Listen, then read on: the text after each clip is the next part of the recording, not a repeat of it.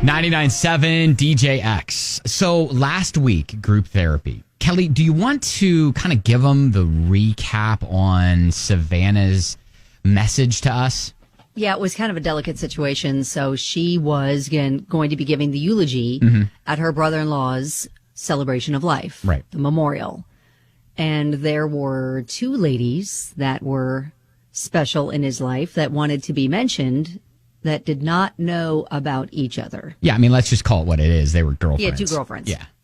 Yeah. So, a lot of people suggested, just kind of name a bunch of his friends and, people that were very special in his life, kind of put them in with that group and then kind of let it go like that.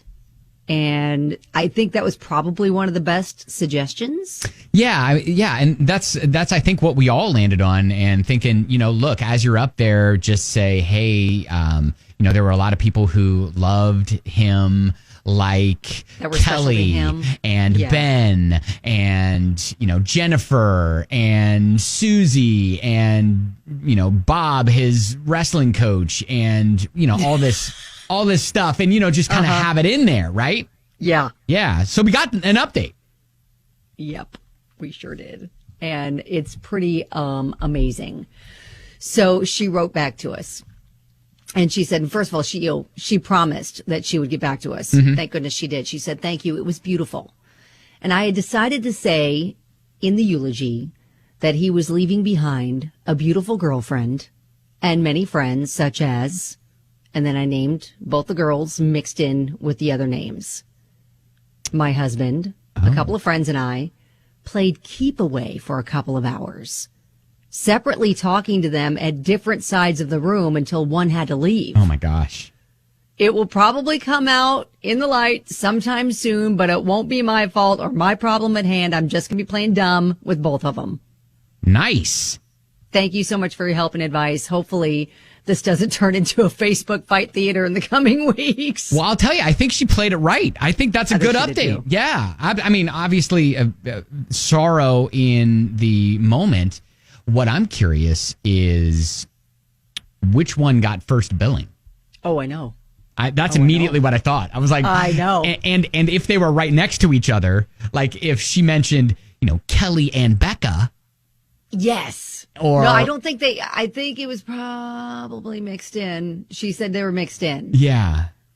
So I don't know. Man. And then, when they hear their name, they probably reacted a little bit like, yeah, that's me. Yeah. I'm the girlfriend. I am the special one. It's me. Yes. So I don't know, well, but it was genius with, kind of dividing and conquering and working. The other thing that I was concerned about, like that was if they were both there and for them to discover that each other exists in the room, because, she'd be walking around saying, yes, I'm his girlfriend. Yeah. Yeah. Like kind of, yes, taking ownership of that. So I'm wondering if in the separate circles, if that was going on. Right. And if everybody met both of them as the girlfriend. It'll be interesting. Well, that probably happened. Well, thank you, Savanna, for the update. And it sounds like it was a beautiful ceremony and you played it just perfect. Yeah, she did the best that she could with that situation. I think it played out perfectly. And I think your philosophy moving forward is also right on. Anyone have stories of secrets coming out at the wake that they'd care to share? Because I am fascinated by this. Because, when you're living, you can do your best. Well, obviously not everybody can, because we talk about those people on the show all the time. But you do your best to keep your secrets secret. Yeah. And when you're not, we did get a text message from Jacqueline. And let's get to that here in just a minute. But yeah, if anybody has any good, or maybe not good, but any crazy examples of secrets coming out after the person has passed, feel free to let us know at Ben and Kelly Show or 502-571-9970. Those stories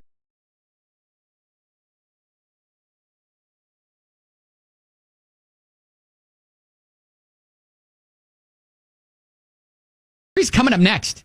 99.7 DJX. The Ben. Secrets aren't secrets anymore once the person holding the secret passes away. It's 99.7 DJX, and interesting what comes out, you know.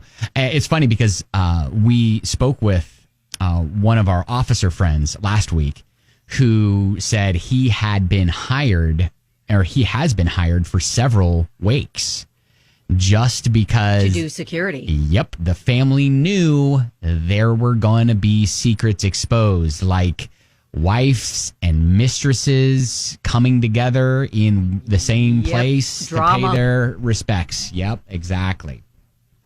We got a message from Jacqueline. My Mima passed at the age of 92. Mm-hmm. And as they were going through her things, they discovered that she was actually a veteran. Oh. She had 8 kids. Not a single one of them knew anything about it. It was something that she did before she settled down and got married and had kids. My mom doesn't even think that her dad knew about it. Whoa. Just goes to show you that everyone has secrets. I don't know why she would hide that from her family, but I'm sure she had her reasons. Dang. Got a message from a listener who said one family that attended the same school I did discovered a big secret after their mom died. Somehow, in settling her estate, it was discovered that her husband had a second family. That family went to the same school as the first. Oh my gosh, no. Listen to this. One had endowed the school library. The other had endowed the baseball field. Oh my goodness, oh my goodness. Oh, that's a lot. That is a lot to take in. Holy cow. Anne sent a text. A friend of mine found out she had a sibling at her parents' funeral that the majority of the family knew about, but her. Oh. Oh, that's dang. crazy. Another message from a listener. After my grandma died, my aunt started looking into the family tree as we knew that my grandma had been adopted, but never contacted her biological family. My aunt discovered that my grandma had a baby before she was married that was adopted out and had never told anyone about. My aunt discovered that she and my dad had a half sister they never knew about. Oh my goodness. My goodness. You know what, with the rise of all these DNA ancestry kind of kits. Yes. Oh, I bet that has caused these kinds of stories to explode. Right. To happen quite a bit more often.